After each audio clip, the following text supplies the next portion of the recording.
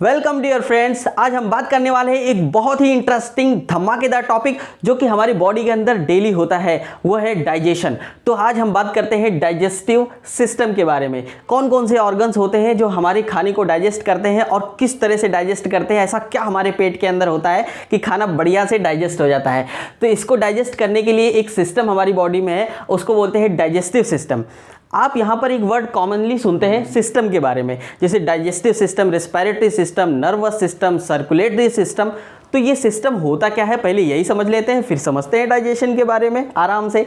तो सिस्टम क्या होता है दोस्तों? जो सिस्टम है एक टेक्निकल वर्ड है, क्योंकि हम बायो में पढ़ रहे हैं इसलिए मैं इसको बायोलॉजिकली ही समझाऊंगा।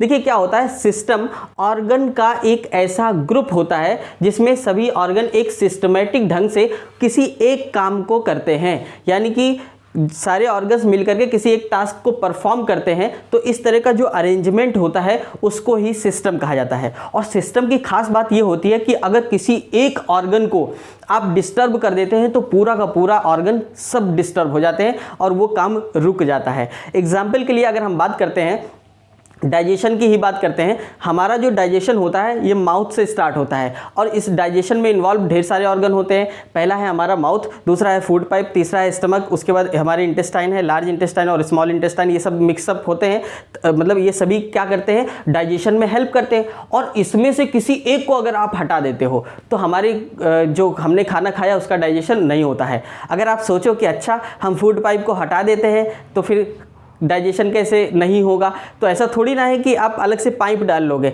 खाना हमारे मुंह से स्टमक तक कैसे पहुंचेगा? एक पाइप के जरिए ही पहुंचेगा, ठीक है। तो आप बाहर से तो जोड़ के पहुंचाओगे नहीं, ठीक है। तो समझ रहे हो। इसी तरह से अब बात करते हैं डाइजेशन की। देखिए दोस्तों, डाइजेशन को अगर देसी लैंग्वेज में कहे, एक शब्द में कहे, तो डाइजेशन का मतलब होता है तोड़ना फोड़ना। किस चीज़ को तोड़ फोड़ रहे हो? खाने के अंदर जो कार्बोहाइड्रेट है, फैट है, प्रोटीन है, विटामिन है, मिनरल्स है, उनको तोड़ना फोड़ना। अब इसको एक नॉर्मली टेक्निकल लैंग्वेज में समझते हैं। डाइजेशन का मतलब होता है break down of the macromolecules into micromolecules. अब ये मैक्रोमोलिक्यूल्स क्या होते हैं और ये माइक्रोमोलिक्यूल्स क्या होते हैं समझेंगे। देखिए होता क्या है कि जो हम खाना खाते हैं, खाने के अंदर क्या खाते हैं? Carbohydrate, fat, protein, vitamin, minerals, यही सब तो खाते हैं।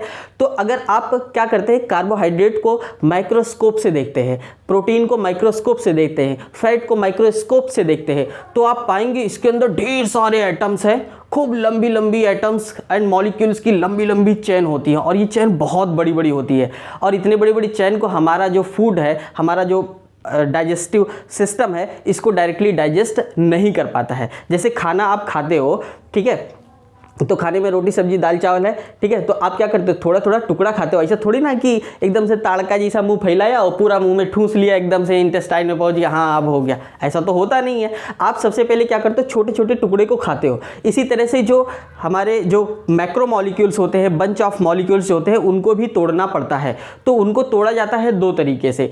पहला तरीका क्या होता है, मैकेनिकल तरीके से तोड़ा जाता है, दूसरा केमिकल तरीके से तोड़ा जाता है। तो ब्रेक डाउन जब मैकेनिकल तरीके से कौन कौन से होते हैं, जब हम खाने को मुंह के अंदर रखते हैं तो हमारे दांत उसको बढ़िया से उसको क्या कर देते हैं, च्युइंग करते हैं, चबाते हैं। उस खाने को कई छोटे छोटे पीसेस में तोड़ते हैं। उसके बाद जब खाना हम निगलने के बाद में जब हमारे हमारे स्टमक में पहुंचता है तो हमारे स्टमक के अंदर क्या होता है, एक चर्निंग प्रोसेस होता है। तो ये चर्निंग प्रोसेस क्या होता है? चर्निंग का मतलब होता है मथना, किसी चीज़ को मथ देना। यानी कि हमारा स्टमक क्या करता है, जब इसके अंदर खाना जाता है तो ये फैलता है, सिकुड़ता है, फैलता है, सिकुड़ता है। हमें पता थोड़ी ही चलता है, लेकिन ये प्रोसेस होता है, चर्निंग प्रोसेस हमारे स्टमक में होता है, जिसके ज़रिए क्या होता है, इसको बोलते हैं मैकेनिकल प्रोसेस।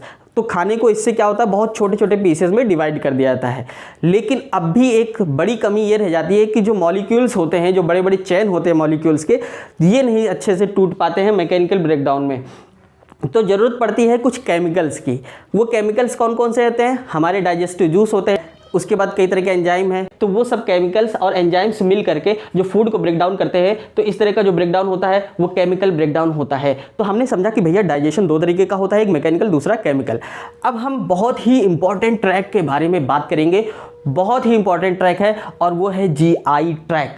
जीआई ट्रैक क्या होता है दोस्तों? जी फॉर गैस्ट्रो होता है, आई फॉर इंटेस्टाइनल होता है और ट्रैक होता है। तो गैस्ट्रो इंटेस्टाइनल ट्रैक क्या होता है दोस्तों? गैस्ट्रो का मतलब डाइजेस्टिव सिस्टम से रिलेटेड जितने भी ऑर्गन होते हैं उनको गैस्ट्रो कहते हैं, ठीक है। जनरल लैंग्वेज में कहा जाता है कि गैस्ट्रो का मतलब पेट से संबंधित, ठीक है, तो आप समझ सकते हैं, ठीक है। तो डाइजेस्टिव सिस्टम से रिलेटेड जितना भी ट्रैक होता है इसी को गैस्ट्रो इंटेस्टाइनल ट्रैक कहते हैं, जो कि हमारे मुंह से शुरू होता है, ठीक है, और हमारे फूड पाइप से होता हुआ, हमारे स्टमक से होता हुआ, हमारे स्मॉल इंटेस्टाइन, लार्ज इंटेस्टाइन से होता हुआ एनस तक चला जाता है। इसी को ही जीआई ट्रैक कहते हैं। इसको एलिमेंट्री कैनाल भी कहते हैं। कैनाल का मतलब होता है रास्ता, पतला सा रास्ता, ठीक है, उसको कैनाल भी कहते हैं। तो जीआई ट्रैक का दूसरा नाम एलिमेंट्री कैनाल होता है, ठीक है। तो जो जीआई ट्रैक होता है इसमें ढेर सारे ऑर्गन्स होते हैं। सबसे पहला ऑर्गन तो हमारा मुंह होता है, ठीक है, मुंह है, बक्कल कैविटी है। उसके बाद क्या होता है? हमारा फेरिंग्स होता है, हमारा फूड पाइप जिसे इसोफेगस कहते हैं, स्टमक है, स्मॉल इंटेस्टाइन, लार्ज इंटेस्टाइन, ठीक है। ये सारे पार्ट्स हैं जिसके बारे में हम डिटेल से पढ़ेंगे कि कौन से बॉडी के पार्ट्स में, कौन से इस डाइजेस्टिव जीआई ट्रैक के कौन से ऑर्गन में किस चीज़ का डाइजेशन होता है, क्यों होता है, कैसे होता है, इसी के बारे में तो पढ़ना है इस टॉपिक में। अब हम पहले पढ़ेंगे डाइजेस्टिव ऑर्गन्स के बारे में। ऑर्गन जानेंगे तभी तो उसका काम जानेंगे, ठीक है। तो पहले हम समझते हैं डाइजेस्टिव ऑर्गन्स। डाइजेस्टिव ऑर्गन्स हमारे दो तरीके के होते हैं। पहला क्या है? प्राइमरी डाइजेस्टिव ऑर्गन्स, और दूसरा क्या है? Accessory digestive organs. Primary digestive organs कौन कौन से होते हैं?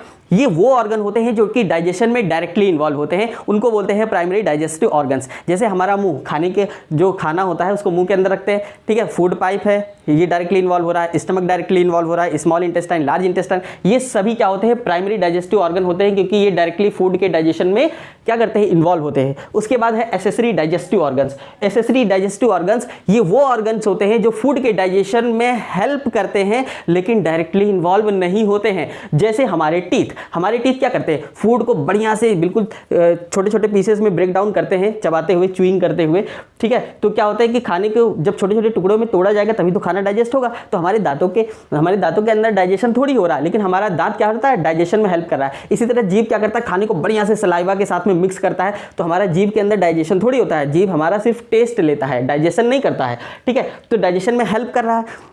इसी तरह से क्या होता है कि जो लीवर है हमारा, लीवर क्या करता है? बाइल जूस बनाता है, जो कि गॉल ब्लैडर के अंदर इकट्ठा करता है, और गॉल ब्लैडर के अंदर से वो जूस निकल करके कहाँ जाता है? हमारे स्मॉल इंटेस्टाइन के ड्यूडेनम वाले पार्ट में, ठीक है। तो इस तरह से लीवर भी क्या कर रहा है? डाइजेशन में हेल्प कर रहा है जूस बना करके, ठीक है। और इसी तरह से क्या होता है? हमारा जो पैनक्रियाज है वो भी क्या होता है? एक एक्सेसरी डाइजेस्टिव जूस है, क्योंकि पैनक्रियाटिक जूस बना रहा है। तो इस तरह से हमने समझा कि डाइजेस्टिव ऑर्गन्स दो तरीके के होते हैं, प्राइमरी और दूसरे होते हैं एक्सेसरी। अब हम एक एक करके पहले बात करेंगे प्राइमरी डाइजेस्टिव ऑर्गन्स कौन कौन से होते हैं, उनके अंदर किस तरह से फूड का डाइजेशन होता है, क्या क्या उसके अंदर एंजाइम्स रिलीज होते हैं, कौन कौन से डाइजेस्टिव जूस रिलीज होते हैं। तो ये बहुत ही इंपॉर्टेंट टॉपिक है। और पहले हम बात करेंगे माउथ की। दोस्तों अब हम बात करेंगे हमारे फर्स्ट डाइजेस्टिव ऑर्गन जिसका नाम है माउथ। तो हमारा माउथ जो होता है, माउथ को जैसे ही हम ओपन करते हैं, लिप्स को उठाते हैं, तो सबसे पहले हमें दिखते हैं दांत, और दांत के बाद यानी कि टीथ दिखते हैं, टीथ के बाद टंग दिखता है। तो जो टीथ और टंग्स एक कैविटी के अंदर रखे हुए हैं, यानी कि बने हुए हैं। तो ये जो कैविटी होती है, कैविटी का मतलब होता है गड्ढा। आप सुनते होंगे अक्सर डेंटल कैविटी। तो डेंटल कैविटी का मतलब क्या होता है कि दांतों के बीच में छेद हो गया है, गड्ढा हो गया है, उसी को कैविटी कहते हैं। इसी तरह से अगर हमारा जो लंग्स है, अगर हम इसको बाहर निकाल देते हैं तो जो गड्ढा बच जाएगा उसी को प्लूरल कैविटी कहते हैं। इसी तरह से अगर हम अपने इंटेस्टाइन को, स्टमक को, लीवर को, ये सब को निकाल देते हैं तो जो गड्ढा बचेगा उसको हम क्या बोल देते हैं? एब्डोमेन कैविटी बोलते हैं। तो कैविटी का मतलब होता है गड्ढा। दांत और उसके बाद जीभ, ये एक कैविटी के अंदर है, और इस कैविटी को ओरल कैविटी भी कहते हैं और इसे बक्कल कैविटी भी कहते हैं, ठीक है। तो इसके अंदर क्या क्या होता है? जो ओरल कैविटी होते हैं, इसके अंदर कौन कौन से पार्ट्स होते हैं? सबसे पहले वेस्टिब्यूल्स होते हैं, उसके बाद टीथ होता है, टंग होता है, पैलेट्स होते हैं, सलेवरी ग्लैंड्स होते हैं, ठीक है। तो सबसे पहले हम जानते हैं कि ये वेस्टिब्यूल्स क्या चीज़ है। लिप तो आप जानते हैं। तो जो हमारे वेस्टिब्यूल क्या होते हैं इसको समझते हैं। जो हमारे दांत हैं और हमारे होंठ हैं, इसके बीच का ये जो गैप है, ये वाला, ठीक है, इसी को बोलते हैं क्या? वेस्टिब्यूल्स होते हैं। अक्सर जो लोग जो तंबाकू वगैरह खाते हैं वो लोग क्या करते हैं? तंबाकू को अपने वेस्टिब्यूल्स में रखते हैं और बढ़िया से जीभ से टेस्ट ले लेकर के खाते रहते हैं, ठीक है। तो वेस्टिब्यूल्स का भरपूर यूज़ सिर्फ वही करते हैं, समझ रहे हैं ना। उसके बाद क्या है? टीथ के बारे में बात करते हैं। हालांकि तंबाकू वगैरह इंजीरियस फॉर हेल्थ है, ठीक है, ऐसी चीज़ें कभी नहीं ना सोचना चाहिए ना इसको, ठीक है। तो वो बहुत बैड चीज़ है, उससे कैंसर होता है, ठीक है। तो वो सब चीज़ें नहीं खानी चाहिए। उसके बाद बात करते हैं टीथ की। तो जो हमारे टीथ होते हैं, हम जानते हैं कि जो हमारे टीथ होते हैं 4 टाइप्स के होते हैं। सबसे पहला क्या होता है? इंसाइजर होता है, कैनाइन होता है, प्रीमोलर होता है और मोलर होता है। तो इंसाइजर क्या होता है, जो हमारे दांत आगे वाले दांत होते हैं, 4 टीथ ये नीचे की तरफ से और 4 टीथ ऊपर की तरफ से, तो टोटल इंसाइजर 8 हो गए। इसी तरह से जो कैनाइन होते हैं देखेंगे तो लेफ्ट राइट ये 2 कैनाइन नीचे और 2 कैनाइन ऊपर, यानी कि 4 ये भी हो गए, ठीक है। और इसी तरह से क्या होता है प्रीमोलर, प्रीमोलर का मतलब होता है मोलर के पहले। तो मोलर के पहले जो हमारे जो सबसे पीछे वाले दांत जो होते हैं चौड़े चौड़े वाले, इसको मोलर कहते हैं। और मोलर के जो 3 मोलर होते हैं, यानी कि पीछे से अगर काउंट करेंगे पहला दांत, दूसरा दांत और तीसरा दांत, इसके बाद जो चौथा शुरू होगा पीछे से जब काउंट करेंगे तो चौथा और पांचवा जो टीथ होगा ये हमारा प्रीमोलर होता है, यानी कि मोलर के पहले जो आता है। तो इधर 2 प्रीमोलर, इधर 2 प्रीमोलर, ठीक है। तो 2 और 2 4 हो गए, तो 4 नीचे है तो 4 ऊपर भी है, तो टोटल प्रीमोलर कितने हो गए 8 हो गए। और इसी तरह से जो मोलर है वो 3 इस तरफ है 3 इस तरफ है, तो टोटल लोअर जॉ में 6 मोलर है और ऊपर भी 6 मोलर है। तो इस तरह से मोलर्स कितने होते हैं 12 मोलर्स हो गए। तो इस तरह से अगर हम इनकी काउंटिंग करते हैं तो हमारे पास 32 टीथ होते हैं, यानी कि 32 दांत होते हैं, जिसे हम 32 कहते हैं, समझ रहे हैं ना। इसके बाद हम बात करते हैं टंग की, जीभ की बात कर लेते हैं, ठीक है। तो टंग्स जो होते हैं इसमें देखेंगे तो टेस्ट बर्ड्स होते हैं, जिसकी वजह से हमें टेस्ट आता है। किसी किसी के टेस्ट बर्ड ज़्यादा होते हैं तो उसको ज़्यादा टेस्ट महसूस होता है, किसी किसी के टेस्ट बर्ड कम होते हैं तो उसको कम टेस्ट महसूस होता है। जैसे आप अक्सर देखते होंगे तो जो गर्ल्स होती हैं, लड़कियां होती हैं, वो अक्सर चटर पटर वाली चीज़ें जैसे पानी के बतासे हैं, ठीक है, और चाउमीन है और दुनिया भर की चीज़ें ज़्यादा खाती हैं, ठीक है। वो इसलिए खाती है क्योंकि उनके टेस्ट बर्ड्स ज़्यादा होते हैं और वो ह्यूमन से ज़्यादा ही टेस्ट ले पाती है। हालांकि ये भी एक जेनेटिकल होता है, मेल में भी ज़्यादा हो सकता है, फीमेल में भी ज़्यादा हो सकता है, लेकिन मोस्टली जो है गर्ल्स में ज़्यादा होता है, ठीक है। चलिए आगे बात करते हैं। टंग्स का जो पीछे वाला हिस्सा होता है ये कड़वे टेस्ट के लिए होता है, सबसे पीछे वाला, सबसे आगे वाला मीठे के लिए होता है, और जो लेफ्ट वाला होता है ये सॉल्टी के लिए एंड सॉर यानी कि खट्टे के लिए होता है। इसके बाद अगला बढ़ते हैं हम लोग, जो मेन कंपोनेंट है वो है सलाइवरी ग्लैंड। सलाइवरी ग्लैंड जो होता है दोस्तों हमारे बॉडी के अंदर जो ग्लैंड्स होती हैं, ये ग्लैंड्स क्या चीज़ होता है पहले ये जान लेते हैं। ग्लैंड का मतलब होता है कि जब ग्रुप ऑफ टिश्यूज या हम ये कहें ग्रुप ऑफ सेल जो मिलकर के टिश्यू बनाते हैं। टिश्यू क्या होते हैं, ग्रुप ऑफ सेल, ऐसे सेल के ग्रुप होते हैं जो ओरिजिन में सेम होते हैं, फंक्शन में सेम होते हैं, स्ट्रक्चर में सेम होते हैं, उनको हम ग्लैंड कहते हैं। और ग्लैंड या एक तरह से सीधे सीधे हम ये समझ सकते हैं, ग्लैंड हमारी बॉडी के अंदर ऐसी गांठें होती हैं या ग्रुप ऑफ सेल होता है या ग्रुप या टिश्यूज होते हैं जो एक स्पेशल तरह के केमिकल को रिलीज करती हैं, उन्हीं को ग्लैंड कहते हैं। ग्लैंड हमारे मुंह के अंदर 6 होती हैं। आप कहोगे हमको तो एक भी ना दिखी, ठीक है, तो दिखी तो नहीं लेकिन मैं महसूस करा सकता हूं, ठीक है। 6 ग्लैंड कहां कहां पर होती है देखेंगे तो कान के नीचे जो होते हैं लेफ्ट में और राइट में, कान के नीचे जो होती है सबसे पहला जो ग्लैंड होता है वो होता है पैरोटिड ग्लैंड। तो पैरोटिड ग्लैंड जो होती है कान के नीचे होती है और मुंह के अंदर की सबसे बड़ी ग्लैंड यही है, पैरोटिड ग्लैंड है, ठीक है। उसके बाद क्या होता है, ये जो दूसरे नंबर का है सब मैंडिबुलर ग्लैंड। सब मैंडिबुलर का क्या मतलब होता है, जो हमारा जो ये नीचे वाला जॉ सॉकेट है, यानी कि जो नीचे वाला जो बोन है जिसमें हमारे दांत धंसे हुए हैं, ठीक है, ये क्या होता है, इसको बोलते हैं इसको बोलते हैं मैंडिबल, ठीक है। तो इसको बोलते हैं मैंडिबल बोन। इसी मैंडिबल बोन के नीचे होता है लेफ्ट और राइट में ये ग्लैंड होती है, जिसको इसीलिए इसको बोलते हैं सब मैंडिबुलर ग्लैंड बोलते हैं, ठीक है। और जीभ के जस्ट नीचे, यहाँ पर जीभ के जस्ट नीचे ग्लैंड, 2 ग्लैंड और होती है जिसको बोलते हैं सबलिंगुअल ग्लैंड। इस तरह से 2 यहाँ, 2 यहाँ और 2 यहाँ, टोटल कितने हो गए 6 हो गए, यानी कि 6 हो गए। और इसको पेयर में अगर जोड़े में बात करेंगे तो कितने हो गए 3 हो गए, यानी कि हमारे माउथ के अंदर 3 पेयर ग्लैंड्स होती हैं या 6 ग्लैंड्स होती हैं या 6 ग्लैंड्स होती हैं, ऐसे भी कह सकते हैं। तो इनके नाम समझ गए। इसमें से सबसे बड़ी ग्लैंड होती है पैरोटिड ग्लैंड। अगर आपको ग्लैंड देखनी है ना तो ग्लैंड तो नहीं दिखेगा लेकिन इनका सिक्रीशन मैं बता सकता हूँ कैसे। आप क्या करेंगे, जैसे अगर सबलिंगुअल ग्लैंड का आप सिक्रीशन देखना चाहते हो तो शीशे को अपने मुंह के सामने रखिए और मुंह खोलिए, और मुंह खोलने के बाद अपनी जीभ को ऊपर की तरफ उठाइए। तो जब जीभ को आप अपने टंग को ऊपर की तरफ उठाएंगे तो जीभ के नीचे देखेंगे गीला गीला हो गया, उसको बढ़िया साफ सुथरा कपड़ा लीजिए और उसको बढ़िया से एकदम से पोंछ दीजिए। और पोंछने के बाद में जैसे ही आप पोंछ करके फिर से आप उसको मिरर में देखेंगे, शीशे में देखेंगे तो होगा ये कि बिल्कुल लगेगा यहाँ पे पतले पतले 2 छेद हैं, उन्हीं छेद के अंदर से निकल करके क्या हो रहा है, पानी जैसा आ रहा है, सलाइवा आ रहा है। तो एक्चुअल में जो छेद आपको दिख रहा है वो डक्ट है। डक्ट क्या होता है, डक्ट का मतलब होता है बहुत पतली पतली नली, जो ग्लैंड सीक्रेट करता है, जो केमिकल्स रिलीज करता है या जो भी एंजाइम रिलीज करता है, ठीक है, उसको निकलने के लिए रास्ता चाहिए होता है। तो वो क्या करता है, पतले पतले पाइप से निकलता है। तो उस पतली पतली पाइप जो होती है बॉडी में उसको डक्ट बोलते हैं, ठीक है। तो वो डक्ट यहाँ पर देखने को मिल जाता है। इसी तरह से सारी डक्ट हमारे मुंह के अंदर खुली हुई हैं, जो क्या होता है हमारे मुंह को हमेशा गीला रखते हैं। अब ये जो सलाइवा होता है, ठीक है, तो जो सलाइवा यानी कि जो लार जिसको हिंदी में कहते हैं, ये सलाइवा हमारे मुंह के अंदर डेली अगर हम बात करते हैं तो डेली 1 से 1.5 लीटर तक का सलाइवा सीक्रेट होता है। और ये जो सलाइवा होता है इसका नेचर एसिडिक नेचर का होता है।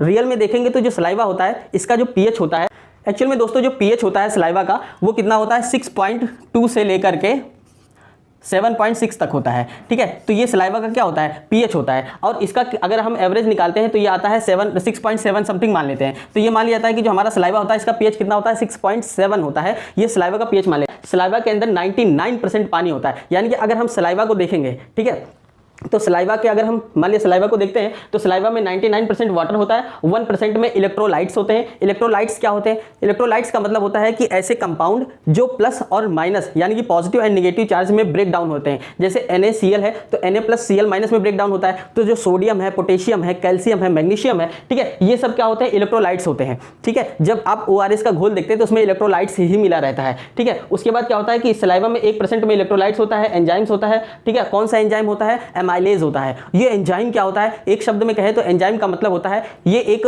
ऐसा साधन होता है जो किसी रेट ऑफ रिएक्शन को बढ़ा देता है। यानी कि एग्जांपल के लिए अगर आपको 100 किलोमीटर की डिस्टेंस ट्रेवल करनी है, यानी कि अगर आपको 100 किलोमीटर दूर कहीं पर जाना हो तो एक तरीका है आप पैदल जाओ, ठीक है, पैर में छाले पड़ जाएंगे, ठीक है। और दूसरी तरीका क्या होता है कि आप बाइक से जाओ, और तीसरा तरीका आप एरोप्लेन से जाओ।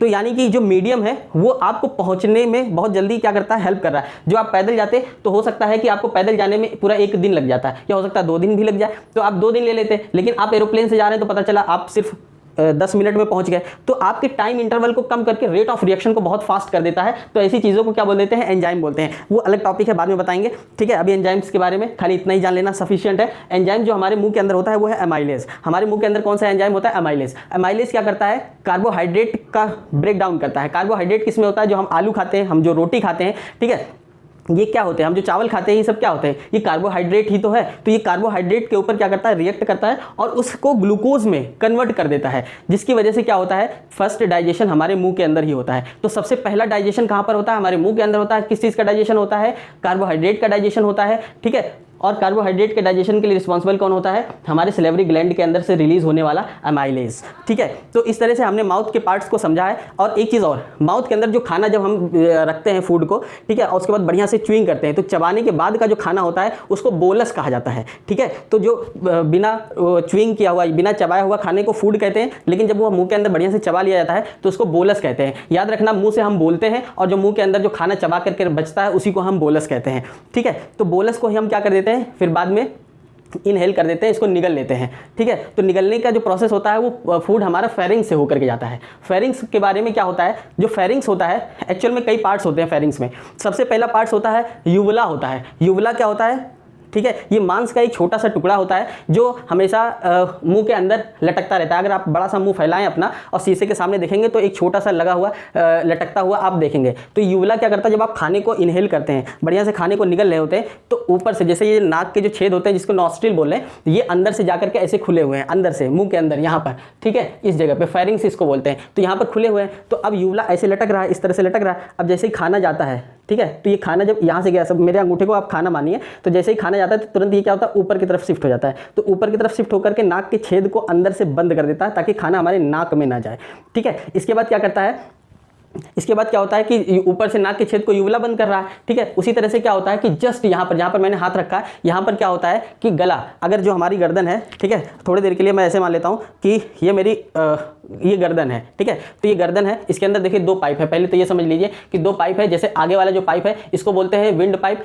ठीक है, और पीछे वाले को बोलते हैं फूड पाइप। तो विंड पाइप है और पीछे है फूड पाइप जिसको बोलते हैं इसोफेगस। ये ऐसे अरेंज है और इसके ऊपर क्या होता है कि छोटा सा जो यहाँ हमारी गर्दन है, ठीक है, यहाँ पर एक छोटा सा मांस का एक टुकड़ा सा रहता है जिसको बोलते हैं एपिग्लॉटिस। एपिग्लॉटिस क्या करता है, जैसे ही हम फूड को इनहेल करते हैं, ठीक है, बोलस को जैसे ही अंदर लेके जाते हैं, तो बोलस जैसे ही हम निगलते हैं तो क्या होता है कि ऊपर से यूवला नाक के छेद को बंद करता है और एपिग्लॉटिस जो होता है, ये एपिग्लॉटिस क्या करता है, हमारे विंड पाइप के होल को बंद कर देता है, ठीक है, ताकि जो विंड पाइप के अंदर खाना ना चला जाए। और ये जो आप देखते हैं जो मांस का जो छोटा सा टुकड़ा होता है, मसल्स का जो छोटा सा टुकड़ा जिसको एपिग्लॉटिस कहते हैं, ये बहुत ही हल्का होता है। आप देखते हैं कि जो पूजा वगैरह के बाद जो पंजीरी वगैरह जो बटती है, यानी कि अगर आप छोटा सा आटे का थोड़ा सा वो पाउडर ले लेते हैं, आटा ही ले लेते हैं और उसको इनहेल करते हैं ना, तो जैसे ही वो आटा भी इसके ऊपर पड़ता है, वो चट्ट से क्या होता है कि नीचे आकर के खिसक जाता है। तो इससे क्या होता है कि ये खाने को या कोई भी फूड पार्टिकल्स जो होता है उसको कहाँ पर जाने से रोक देता है, हमारे विंड पाइप में जाने से रोक देता है। और जब विंड पाइप बंद हो जाएगा तो खाना किस में चला जाएगा, सीधे सीधे फूड पाइप में जाएगा और फूड पाइप में जाने के बाद सीधे स्टमक में पहुंच जाता है।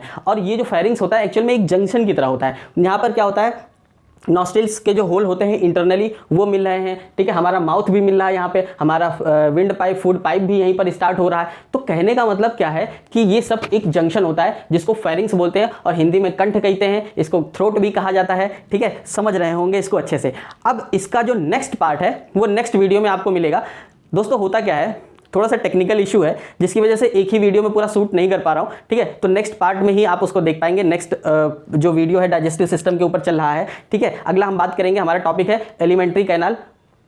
एलिमेंट्री कैनाल यानी कि जीआई ट्रैक का जो हमारा फूड पाइप है, इसकी हम बात करेंगे, फूड पाइप जिसे इसोफेगस भी कहते हैं, ठीक है। बहुत इंपॉर्टेंट टॉपिक है दोस्तों, समझना। और जो भी आपको डाउट्स हो या कुछ भी पूछना हो, कुछ भी कहना हो, सुझाव देना है, तो कमेंट्स बॉक्स आपका है, कमेंट्स करिए, ठीक है। मैं उस वीडियो को उस कमेंट्स को पढ़ूंगा, ठीक है, और जो भी आप बताएंगे उसको मैं देखता रहूंगा, ठीक है। तो मिलते हैं नेक्स्ट वीडियो में नेक्स्ट टॉपिक के साथ में। Thank you.